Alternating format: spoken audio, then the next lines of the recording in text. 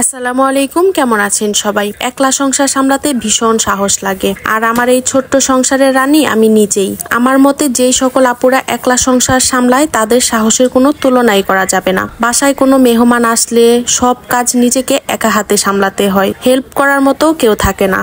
আবার এই একলা সংসার সামলানোর একটা মজার ব্যাপার আছে, সেটা হচ্ছে আপনি আপনার মন ইচ্ছা মতো সবকিছু করতে পারবেন, বাধা দেওয়ার মতো কেউ থাকবে না, দোষ ধরারও কেউ থাকবে না। মজার ব্যাপারটার চাইতে অসুবিধাটা হচ্ছে আরো ভয়ঙ্কর। আপনি যখন অসুস্থ হবেন তখন না আপনাকে দেখার মতো কেউ থাকবে না। যখন রান্না বান্নাও করতে না পারবেন তখন ওই অসুস্থ শরীর নিয়ে নিজেকে দাঁড় করিয়ে ওই রান্না বান্না করতেও হবে, কাজ করতে হবে, কারণ ওই যে পেটের দায়ে তখন করার মতো কেউ থাকে না।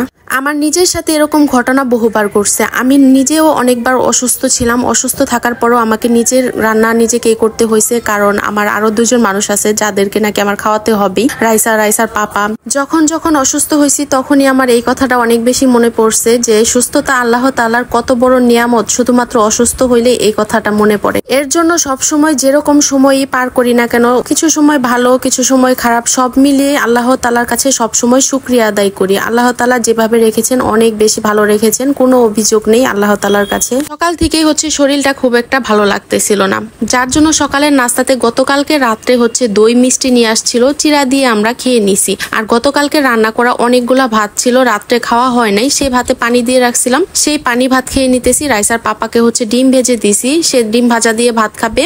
আর আমি এদিকে ভাবছিলাম ফ্রিজে তরকারি আছে সেগুলা দিয়ে খাবো, কিন্তু না, পেঁয়াজ আর মরিচ দিয়ে ভাত খেতে অনেক বেশি ভালো লাগতেছিল। গরমের মাঝে এরকম পানি ভাত খেতে অনেক বেশি ভালো লাগে। যখন মরিচটা ভেঙে নিছি এত সুন্দর একটা ঘ্রাণ বের হইতেছিল কাঁচা মরিচ থেকে, আর ভাতটা কাঁচা মরিচ দিয়ে মাখিয়ে পেঁয়াজ দিয়ে খেতে কি যে একটা ভালো লাগতেছিল। আজকে সকালেও হাবিজাবি খেয়ে নিলাম, দুপুরেও রান্না বান্না করলাম না। আমার নিজের কাছে নিজের কেন যেন ছুটির দিন মনে হইতেছিল। আর দুপুরের পর রাইসার পাপা একটু বাজারের দিকে গেছিল, সেখান থেকে ক্যাপসিকাম, কিছু সবজি, লেবু আর পেঁপে নিয়ে আসছে। আমাদের বাসায় রাইসার পাপা যখনই ক্যাপসিকাম নিয়ে আসে তখনই আমার মনে হয় রাইসার পাপার কিছু না কিছু একটা খেতে মন চাইছে, যার জন্য সে ক্যাপসিকাম নিয়ে আসছে। আমাদের বাসায় চাইনিজ খাবারগুলো অনেক বেশি পছন্দ করে রাইসার পাপা, আমি, রাইসা, তিনজনই। আর এদিকে একটা পেঁপে নিয়ে আসছে, পেঁপেটা বাহির দিয়ে একটু লাল লাল হলেও ভেতরে কিন্তু এটা এখনো পাকে নাই। তো সন্ধ্যার দিকে যেই কথা সেই কাজ, রাইসার পাপা বলতেছিল চাউমিন খাবে, যার জন্য সন্ধ্যার দিকে একটু চাউমিন রান্না করে নিতেছিলাম। ডিম, মুরগির মাংস দুইটা দিয়েই চাউমিনটা রান্না করে নিব।